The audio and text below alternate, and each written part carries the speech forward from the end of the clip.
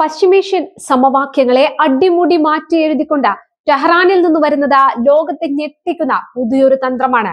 പതിറ്റാണ്ടുകളായി തങ്ങൾക്കുമേൽ അടിച്ചേൽപ്പിച്ച സാമ്പത്തിക വിലക്കുകൾക്കും സൈനിക ഭീഷണികൾക്കുമെതിരെ അമേരിക്ക ഒട്ടും പ്രതീക്ഷിക്കാത്ത ഒരു മറുനീക്കവുമായി ഇറാൻ രംഗത്തിറങ്ങിയിരിക്കുന്നു. വാഷിംഗ്ടണിന്റെ ഉപരോധ തന്ത്രങ്ങൾക്ക് അതേ നാണയത്തിൽ തന്നെ തിരിച്ചടി നൽകാൻ ഇറാൻ തിരഞ്ഞെടുത്തത് കടൽപാതകളിലെ തങ്ങളുടെ ഭൂമിശാസ്ത്രപരമായ ആധിപത്യമാണ്. ആഗോള എണ്ണ വിപണിയുടെ സിരകളെ നിയന്ത്രിക്കുന്ന ഒരു കരുനീക്കത്തിലൂടെ ഉപരോധങ്ങൾ ഏർപ്പെടുത്തിയവരെ കൊണ്ട് തന്നെ അത് പിൻവലിപ്പിക്കാനുള്ള നയതന്ത്ര കരുത്താണ് ഇറാൻ ഇപ്പോൾ പുറത്തെടുക്കുന്നത്. കേവലം ഒരു സൈനിക സംഘർഷത്തിനപ്പുറം ആഗോള സാമ്പത്തിക ഭൂപടത്തെ തന്നെ പുനർനിർവചിക്കാൻ പോകുന്ന ആ മാസ്റ്റർ പ്ലാൻ അത് എന്താണ്? അത് നമുക്ക് വിശദമായി പരിശോധിക്കാം.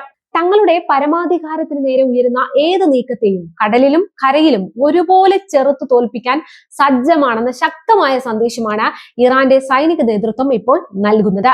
തദ്ദേശീയമായി വികസിപ്പിച്ചെടുത്ത അത്യാധുനിക ഡ്രോൺ സാങ്കേതിക വിദ്യകളും ദീർഘദൂര പ്രഹരശേഷിയുള്ള പ്രതിരോധ നിരകളും അതിർത്തികളിൽ സജ്ജമാക്കി കഴിഞ്ഞതായാണ് അവരുടെ റിപ്പോർട്ടുകൾ പറയുന്നത്. മറ്റെന്തെങ്കിലും രാജ്യങ്ങളുടെ സഹായത്തെയോ സാങ്കേതിക വിദ്യകളെയോ ആശ്രയിക്കാതെ സ്വന്തം മണ്ണിൽ വികസിപ്പിച്ച ആയുധങ്ങളിലൂടെ ഏത് വലിയ ശക്തിയെയും തടഞ്ഞു നിർത്താൻ തങ്ങൾക്ക് സാധിക്കുമെന്ന ആത്മവിശ്വാസമാണ് ഇറാൻ സൈനിക കമാൻഡർമാർ പങ്കുവെക്കുന്നത്.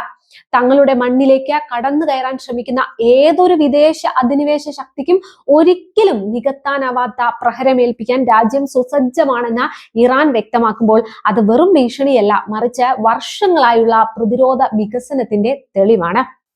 എന്നാൽ നിങ്ങൾ നോക്കണം, ഇറാന്റെ യഥാർത്ഥ നയതന്ത്ര വിജയം ഒളിച്ചിരിക്കുന്നത് കരയിലെ സൈനിക വിന്യാസത്തിലല്ല, മറിച്ച് കടലിലെ അധികാര വിനിയോഗത്തിലാണ്.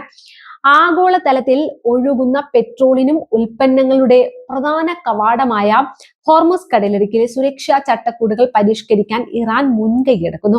മേഖലയിലെ അയൽ രാജ്യമായ ഒമാനുമായി സഹകരിച്ച് കടലിടുക്കിലെ സമുദ്ര ഗതാഗതത്തിന് പുതിയ നിയമപരമായ സുരക്ഷാ സംവിധാനങ്ങൾ രൂപപ്പെടുത്തുകയാണ് ഇറാൻ ഇപ്പോൾ.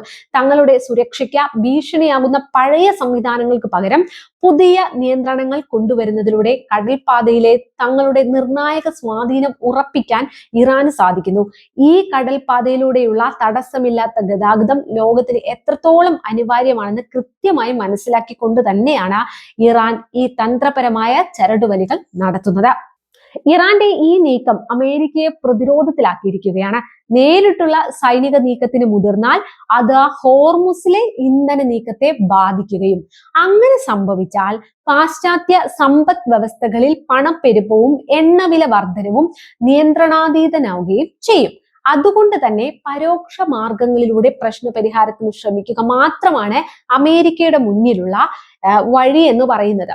ഇടപെടൽ രാജ്യങ്ങൾ വഴി സന്ദേശങ്ങൾ കൈമാറാൻ ഇറാൻ സന്നദ്ധത പ്രകടിപ്പിക്കുന്നുണ്ടെങ്കിലും തങ്ങളുടെ ന്യായമായ ആവശ്യങ്ങൾ അംഗീകരിക്കാതെ പിന്നോട്ടില്ലെന്ന ഉറച്ച നിലപാടിലാണ് ടെഹ്റാൻ ഇപ്പോൾ. അനീതിപരമായ ഉപരോധങ്ങൾ നീക്കം ചെയ്യുകയും നഷ്ടപരിഹാരം നൽകുകയും ചെയ്യാതെ ഒരു വിട്ടുവീഴ്ചയ്ക്കും തയ്യാറല്ലെന്ന ഇറാന്റെ ഉറച്ച നിലപാട് അന്താരാഷ്ട്ര നയതന്ത്ര വേദികളിൽ അവരുടെ വിലപേശൽ ശേഷി വർദ്ധിപ്പിച്ചിരിക്കുകയാണ് എന്ന് പറയേണ്ടി വരും. പശ്ചിമേഷ്യയിൽ ഇറാൻ നടത്തുന്ന ഈ പ്രതിരോധ നീക്കങ്ങൾ ആഗോള ഊർജ വിപണിയെയും നമ്മളെപ്പോലുള്ള രാജ്യങ്ങളെയും എങ്ങനെ ബാധിക്കുമെന്നറിയാമോ? ഇന്ത്യ ഉൾപ്പെടെയുള്ള വികസ്വര രാജ്യങ്ങൾ തങ്ങളുടെ ഊർജ ആവശ്യങ്ങൾക്ക് പ്രധാനമായും ആശ്രയിക്കുന്നത് ഈ സമുദ്രപാതയാണ്. അതുകൊണ്ട് തന്നെ അമേരിക്ക ഏർപ്പെടുത്തിയിരിക്കുന്ന ഉപരോധങ്ങളിൽ അയവ് വരുത്തി പശ്ചിമേഷ്യൻ സമാധാനം പുനഃസ്ഥാപിക്കേണ്ടത് ലോക രാജ്യങ്ങളുടെ ആവശ്യമായി മാറിയിരിക്കുന്നു. ഇറാന്റെ പരമാധികാരത്തെ മാനിച്ചുകൊണ്ടുള്ള ഒരു ഒത്തുതീർപ്പിലേക്ക് അമേരിക്കയെ എത്തിക്കാൻ ഈ സാമ്പത്തിക സമ്മർദ്ദത്തിന് സാധിക്കുമോ എന്നതാണ് ലോകം ഇപ്പോൾ ഉറ്റുനോക്കിക്കൊണ്ടിരിക്കുന്നത്. സൈനിക ശക്തിയും ഭൂമിശാസ്ത്രപരമായ മുൻതൂക്കവും ഒത്തുചേർത്ത് വെച്ചുള്ള ഒരു സവിശേഷ പോരാട്ടത്തിനാണ് പശ്ചിമേഷ്യ ഇപ്പോൾ സാക്ഷ്യം വഹിക്കുന്നത്. അമേരിക്കയുടെ ഏകപക്ഷീയമായ ഉപരോധങ്ങളെ തങ്ങളുടെ തന്ത്രപരമായ കരുനീക്കങ്ങളിലൂടെ മറികടക്കാൻ ഇറാൻ സാധിക്കുമോ? ആഗോള സാമ്പത്തിക താല്പര്യങ്ങൾ മുൻനിർത്തി അമേരിക്ക തങ്ങളുടെ കർക്കശ നിലപാടുകളിൽ മാറ്റം വരുത്താൻ നിർബന്ധിതരാകുമോ? ഈ വിഷയത്തിൽ നിങ്ങളുടെ നിരീക്ഷണങ്ങൾ എന്തൊക്കെയാണ്? നിങ്ങളുടെ അഭിപ്രായങ്ങൾ എന്ത് തന്നെയാണെങ്കിലും അത് താഴെ കമന്റ് ചെയ്യാൻ മറക്കരുത്. ഒപ്പം ഈ ചാനൽ സബ്സ്ക്രൈബ് ചെയ്യാതെയാണ് കാണുന്നതെങ്കിൽ please do subscribe and support.